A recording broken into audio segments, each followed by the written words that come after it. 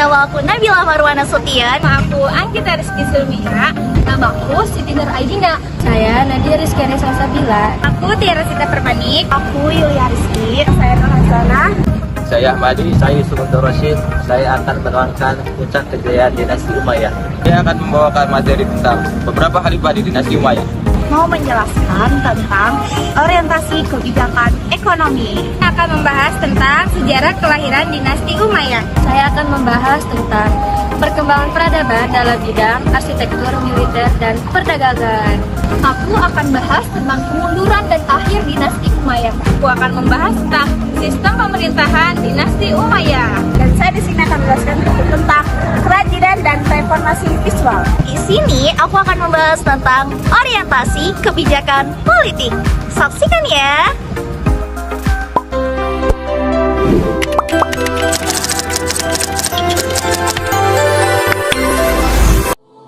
Berikut saya akan menjelaskan tentang kelahiran sejarah dinasti Umayyah.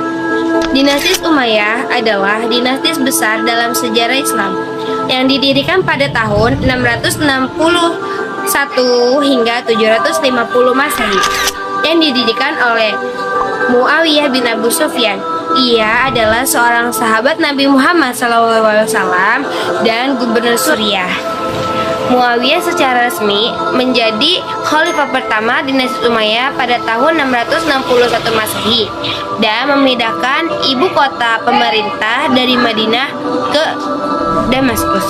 Dinasti Umayyah, yaitu pada awal mula dinasti Umayyah yaitu Muawiyah bin Abu Sufyan, berasal dari Bani Umayyah, sebuah klan Quraisy yang termukakan di Mekah setelah kematian Khalifah Utsman bin Affan pada tahun 656 Masehi. Terjadi kekacauan politik dalam Islam. Perang saudara yang dikenal sebagai Perang Siffin pada tahun 675 Masehi terjadi antara pasukan Ali dan Muawiyah. Meskipun tidak ada pemenang yang jelas, peristiwa ini menguatkan posisi Muawiyah di Suriah. Dinasti Umayyah dikenal pemerintah yang terpusat dan birokrasi yang efisien. Mereka juga memperluas wilayah kekuasaan Islam ke Spanyol di barat dan India di timur.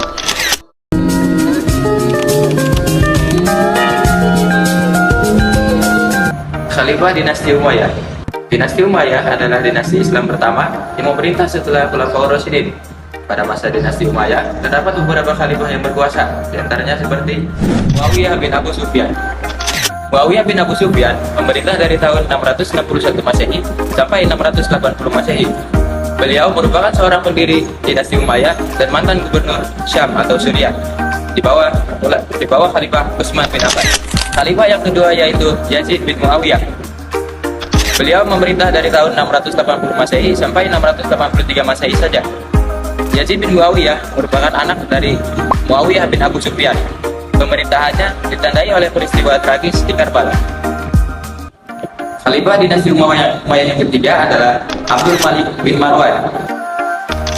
Pada tahun 685 Masehi sampai 705 Masehi.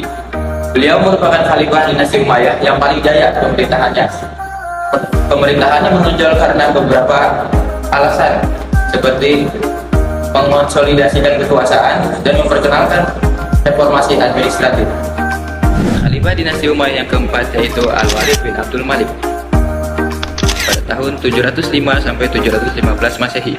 Pada masa pemerintahannya, beliau mengembangkan infrastruktur pembangunan, salah satunya adalah Masjid Umayyah di Damaskus. Khalifah yang terakhir adalah Marwan bin Muhammad 744 Masehi sampai 750 Masehi. Marwan bin Muhammad merupakan khalifah terakhir dinasti Umayyah. Beliau dikalahkan oleh pemberontakan dinasti Abbasiyah yang sekaligus mengakhiri dinasti Umayyah.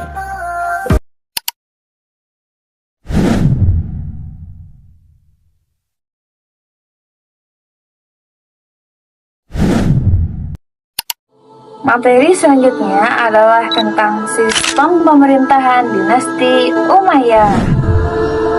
Teman-teman, tahu nggak? Ternyata sistem pemerintahan pada masa dinasti Umayyah dengan sistem pemerintahan pada masa Rasulullah dan Khulafaur Rasyidin itu berbeda loh. Mau tahu? Yuk kita bahas. Di zaman Rasulullah dan Khulafaur Rasyidin, seorang pemimpin mengelola kekuasaannya secara demokratis dan berdasarkan asas musyawarah dan mufakat. Sedangkan Muawiyah bin Abu Sufyan, sistem pemerintahannya lebih banyak mengadopsi sistem pemerintahan Persia dan Romawi, yang mana segala keputusan berada di tangan pemimpin atau khalifah.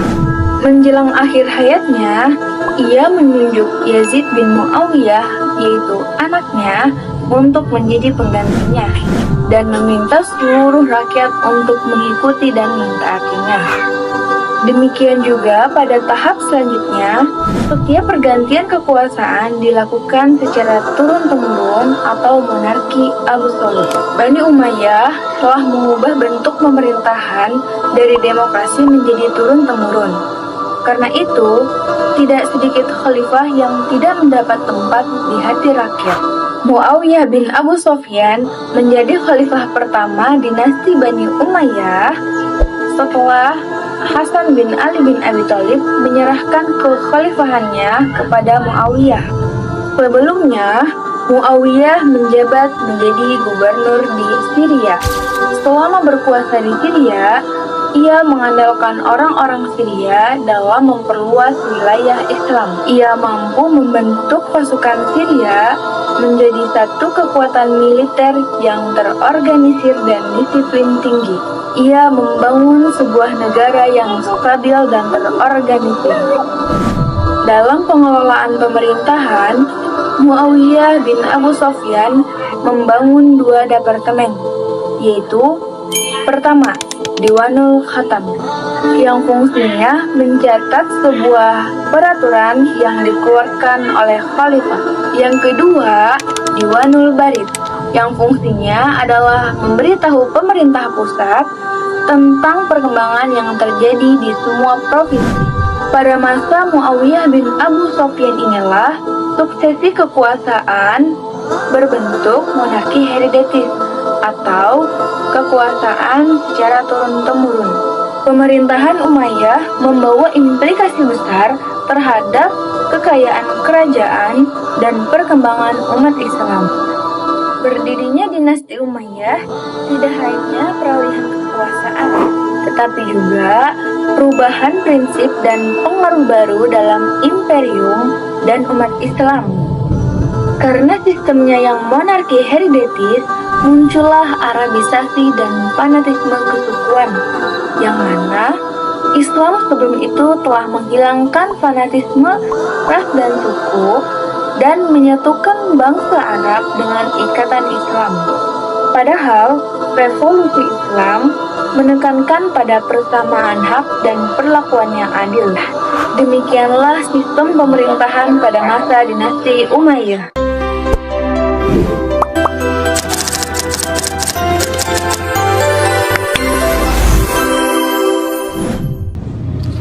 Orientasi kebijakan politik pada masa dinasti Umayyah pada tahun 661 sampai dengan 750 Masehi mencerminkan upaya untuk memperkuat kekuasaan pusat, memperluas wilayah, dan mempertahankan stabilitas dalam kekhalifahan yang luas dan beragam. Berikut adalah beberapa aspek utama dan kebijakan politik dinasti Umayyah. Sentralisasi kekuasaan. Para Khalifah Umayyah berusaha untuk memusatkan kekuasaan di tangan mereka dengan mengurangi pengaruh elit lokal dan suku-suku Arab. Mereka memperkuat birokrasi negara dengan mengangkat penjabat yang setia kepada khalifah. Yang kedua adalah ekspansi wilayah. Dinasti Umayyah memperluas kekuasaan kekhalifahan secara signifikan dengan menaklukkan wilayah-wilayah yang ada di Afrika Utara, Spanyol, Asia Tengah, dan Hindia. Ekspansi ini memperluas pengaruh Islam dan membawa kekayaan baru kepada kekhalifahan. Reformasi administrasi dan keuangan. Abdul Malik bin Marwan memperkenalkan sistem mata uang Islam yang mandiri dan memperkuat birokrasi keuangan. Hal ini termasuk pencetakan dinar emas, dirham, dan perak. Reformasi ini juga menciptakan ekonomi yang stabil dan terintegrasi di seluruh kekhalifahan. Pembangunan infrastruktur. Investasi besar dalam pembangunan infrastruktur seperti jalan, jembatan, dan bangunan keagamaan. Masjid Umayyah di Damaskus dan perluasan Masjid Nabawi di Madinah adalah contoh dari proyek pembangunan ini. Pembangunan infrastruktur juga mencakup pengembangan sistem irigasi untuk meningkatkan pertanian dan pertahanan pangan.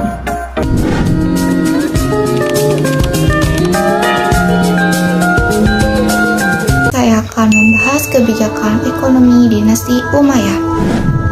Kebijakan ekonomi dinasti Umayyah pada masa Muawiyah bin Abu Sufyan yaitu mendirikan catatan negara dan layanan pos yaitu algarit. Yang kedua, mencatat mata uang Islam. Yang ketiga, mengembangkan jabatan Korji atau sebagai jabatan profesional.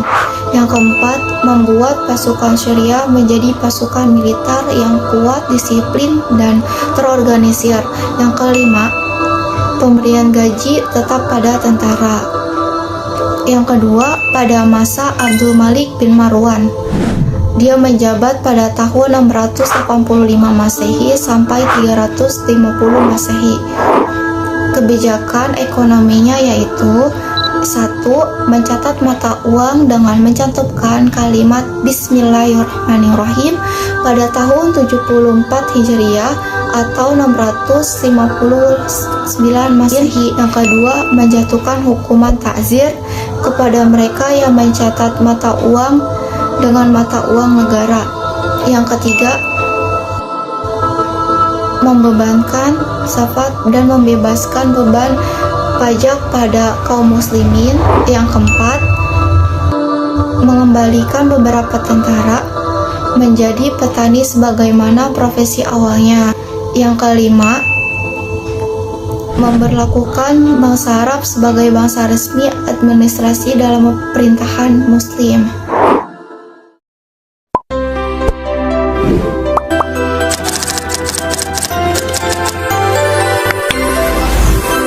Puncak kejayaan dinasti Umayyah terjadi pada masa pemerintahan Khalifah Al-Walid bin Abdul Malik. Terjadi pada tahun 705 sampai dengan 715 Masehi. Di bawah kepemimpinannya, dinasti ini mencapai kemajuan yang signifikan dalam berbagai bidang, termasuk perluasan wilayah, administrasi pemerintahan, dan pembangunan infrastruktur. Berikut beberapa poin utama yang menandai puncak kejayaan dinasti Umayyah. Poin yang pertama, perluasan wilayah. 1. Afrika Utara. Menaklukkan wilayah yang luas di Afrika Utara yang meliputi seluruh wilayah Maghrib hingga ke Spanyol. Yang kedua, Spanyol atau Andalus.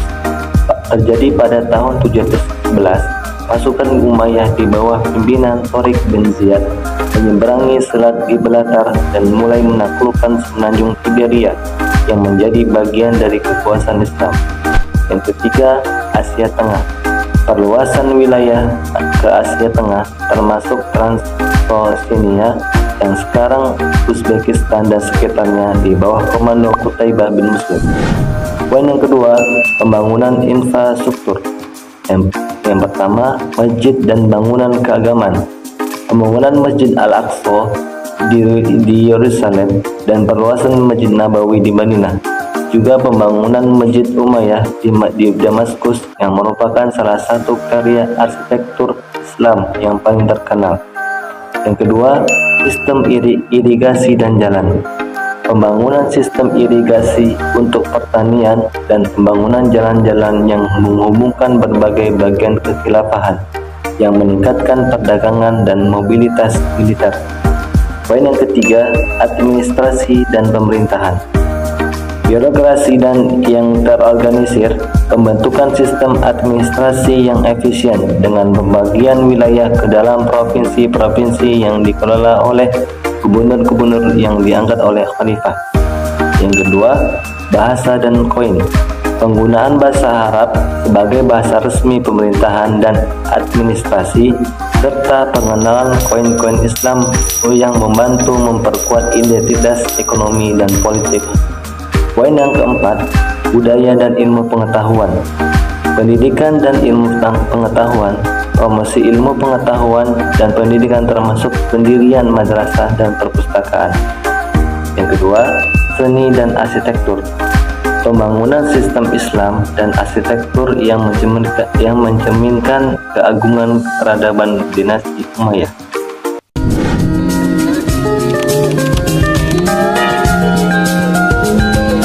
Dinasti Umayyah adalah salah satu dinasti Islam yang terkenal dengan pusat kekuasaan di Damaskus, Suriah.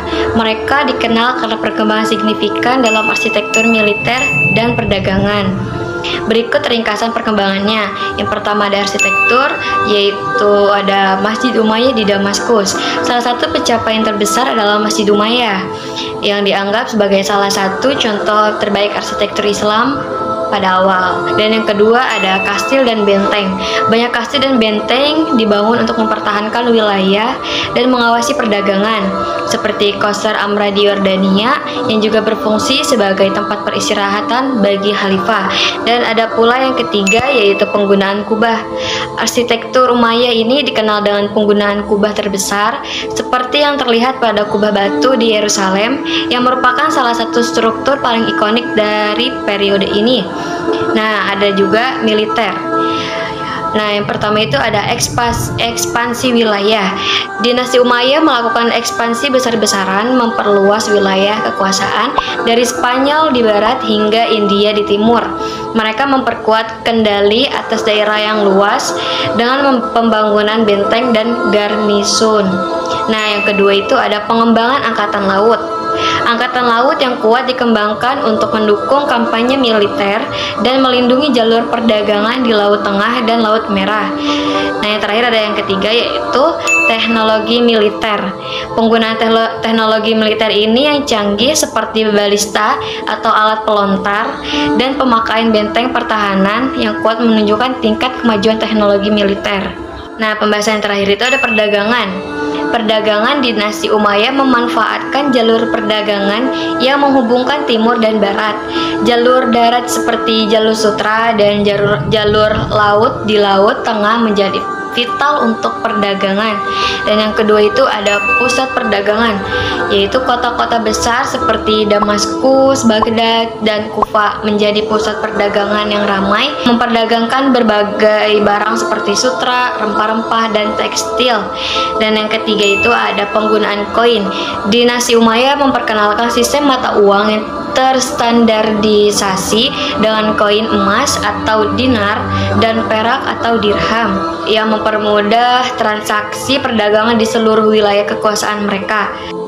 Nah, secara keseluruhan, dinasti Umayyah memainkan peran penting dalam perkembangan arsitektur, militer, dan perdagangan di dunia Islam, menciptakan fondasi yang kuat untuk peradaban Islam di masa mendatang.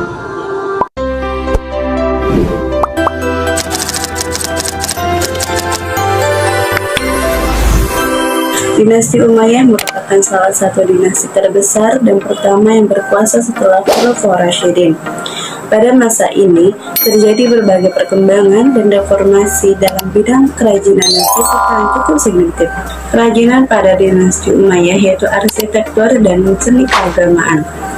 Masjid dan bangunan keagamaan, salah satu contoh yang paling terkenal adalah Masjid Umayyah di Damaskus, yang dibangun pada awal ke-8 Masehi.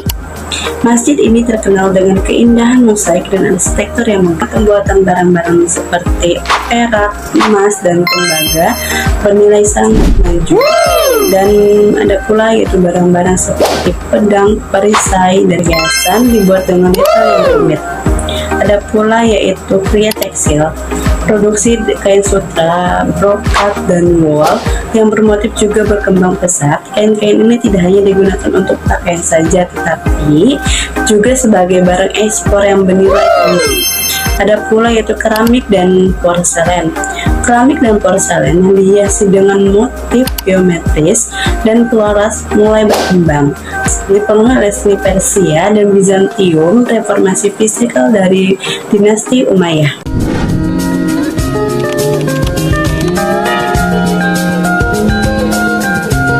Akhir dan keruntuhan dinasti Umayyah.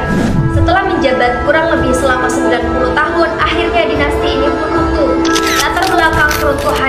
ini dipicu oleh beberapa faktor.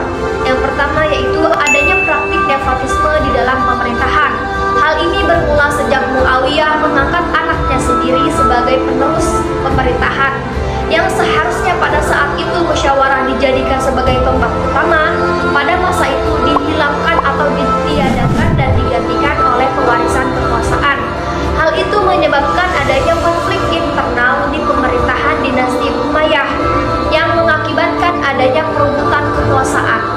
Yang kedua yaitu adanya pertentangan etnis antara suku non-Arab.